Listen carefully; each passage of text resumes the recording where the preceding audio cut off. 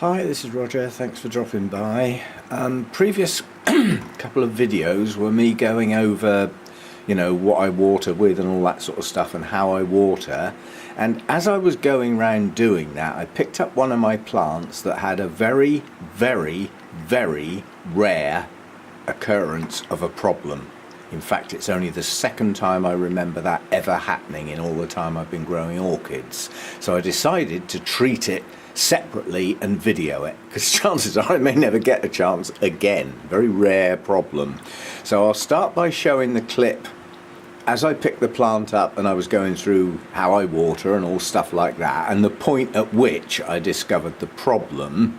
So I'll play that clip, and then afterwards I'll film what I actually did about it. So that'll be the end of the video. So this is unusual. If you've got a lot of this, then you've got a serious problem. As I say, this is only the second time I think it's ever happened to me, maybe three, but I can only remember one other instance that this happened. So let's have a look at the first clip. Okay, let's have a think about this giant. I'm not going to be able to get the whole plant in shot, it's just too big. Yeah, I'll get it back here somewhere, you might be able to see most of it. This is Dendrobium nobile type, hybrid, prima donna. But that is a lot of plant in, for a dendrobium, a relatively large pot. That was deliberate on my part, because I knew what it was going to do this year. I just knew the physical number of new canes it was going to produce. So it's now grown into that larger pot. That looked a bit silly in the spring. It didn't have all these huge new canes on it. They were early growths at that stage. But now that plant fits its pot. You can probably get away with a slightly smaller pot. Now, I've got to worry with this pot because that looks like mould. So I'm going to take this outside. I'm not going to water this. I'm going to go and dig down and try and get some of that out and see what it is. The only thing I can think of is that, that's like mushroomy type mould that's got in that pot. So there's a very good reason not to pour water through there and down into there, isn't there? Because there's something in there I don't think should be. The worst case scenario is I'll have to repot it. Excuse me, that coffee went down wrong. That'll teach me to gulp.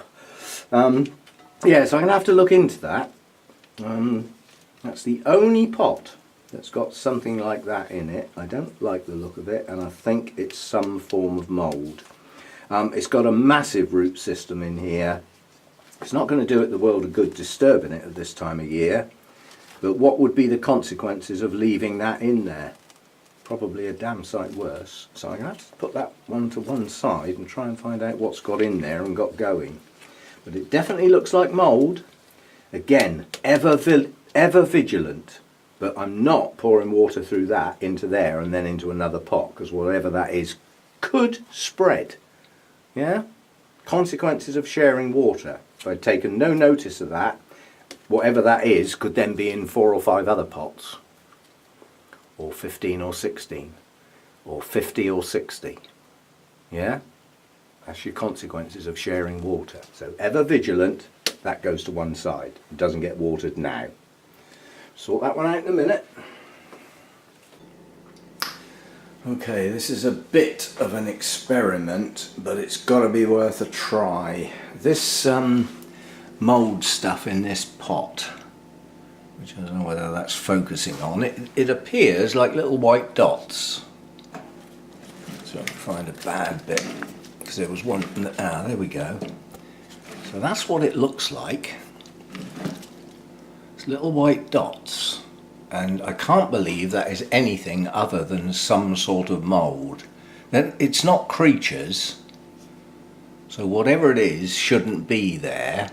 And if it's any form of mould or fungusy type stuff, it did dawn on me that that's what this is for. Now, under normal circumstances, that that would be a spray application to a plant, for whatever reason. In my case, mainly for fusarium. But I've got, this is a mix-it-yourself stuff, highly concentrated, quite honestly nasty stuff in this form, but I've got the ready-made version in an aerosol spray, which I use for individual plants, like when I get a new plant as a precaution. But obviously that's not much good in this case because I want to do the pot. So the idea is to measure accurately, I'm going to have to mix a litre, unfortunately. I've got a drop of water in there. This is horrible stuff. Now I'll have to rinse that out to make sure I get the correct dosage and then top it up to a litre. So I'll get that done. Okay, you have to excuse the washing up because I haven't done it yet today, I've been too busy. But this stuff should not contaminate water systems, so I can't just tip that through the pot and down the sink. So what I've done is I put my water bowl in there so that what goes through the pot stays in there and can be disposed of under the hedge somewhere. And the idea is to just pour this chemical down through the pot. I don't know whether this is going to work. I have no idea. As I said, for me to get mould in a pot is a very rare occurrence. But anyway, that's it. I suppose I could put it back in the jug and pour it through a couple of times. Sorry, I'm just filming nothing here. My mind's on this pot, not on the filming at the moment. The idea of trying this is nothing other than if it works, I don't have to repot the plant, which I really don't want to do at this time of year. This is settled into its state, ready to go into the winter and then bloom in the spring. I don't really want to upset this root system at this time of year. My only worry is that I haven't actually poured it directly down the side of the pot and I may have missed some. Yeah, I think what I'll do is I'll put the camera down and then I'll pour it out of the bowl because there's nothing else in it, back in the jug and pour it through the pot several times and just repeat the process until I'm absolutely certain I've totally soaked the pot. And then I'll give it a while and see what happens. You know, if there's more white spots appearing, it hasn't done the job. I would imagine if it kills those spots, whatever they are, moulds, funguses, they're going to change colour. They should go brown, or they should do something other than just sit there looking white. Maybe they'll detach and fall off. I don't know. I haven't had this for an incredibly long time, and the last time I saw this I completely repotted the plant. It was due. That's why I believe I had the outbreak of this mould stuff, was because the media had totally broken down. Well, this media is not that old, so it shouldn't have done that. Anyway, I'll repeat this process quite a few times and make sure I've absolutely soaked those sides of those pots.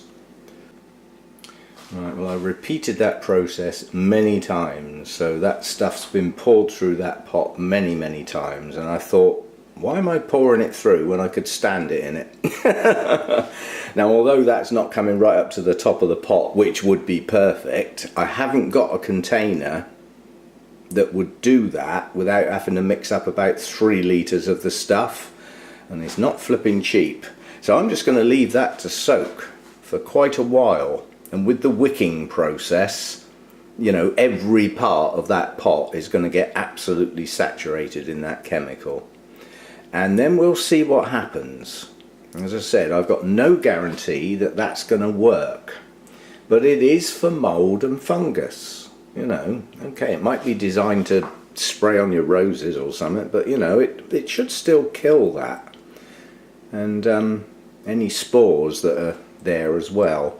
So I'm just going to leave that to soak, and then I can let it all drain off and dispose of the chemical safely. As I say, it can't go down the drain. It specifically says do not empty into drains.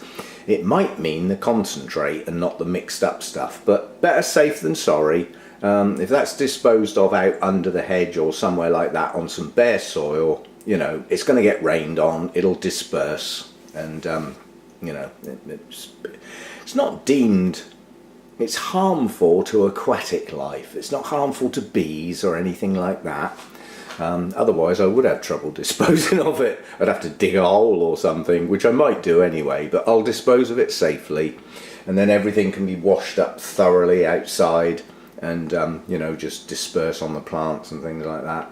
So yeah, job done, I hope. I'll keep you posted, but that's an unusual occurrence for me, very unusual.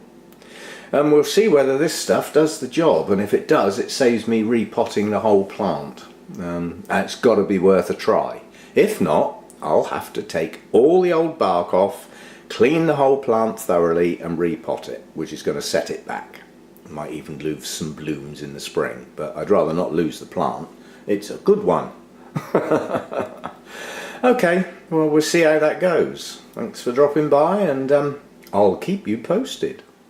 I better get this washing up done now, I suppose.